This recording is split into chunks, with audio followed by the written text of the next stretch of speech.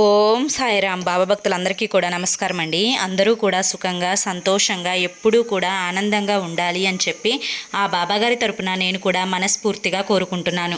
ఈరోజు బాబాగారు అందించే సందేశం ఏంటి అంటే కనుక, తల్లి ఈరోజే ముక్కోటి ఏకాదశి, ఈ మంత్రం వింటే చాలమ్మా కోటేశ్వరులు అవుతారు అని చెప్పి ఏదో తెలియని సందేశాన్ని ఈరోజు బాబాగారు మనకు అందించాలి అనుకుంటున్నారండి. మరి ఆ సందేశం ఏంటో మీరు తెలుసుకోవాలి అనుకుంటే కనుక కింద మీకు @సాయి పిలుపు అని ఛానల్ నేమ్ కనిపిస్తుంది కదండి, ఆ నేమ్ కింద ఉన్న ప్లే బటన్ని కానీ టైటిల్ని కానీ క్లిక్ చేయండి. ఎందుకంటే కొంతమందికి కొన్ని పనులు చేయడానికి కుదరదు. అటువంటప్పుడు విన్నా కూడా అదే ప్రతిఫలం అనేది మనకి దక్కాలి అంటే కనుక కొన్ని మంత్రాలు అనేవి మనం తప్పకుండా ఆ ప్రత్యేకమైన రోజులలో విని తీరాలి అన్నమాట. ఆ ప్రత్యేకమైన రోజులలో ఒకటి ముక్కోటి ఏకాదశి.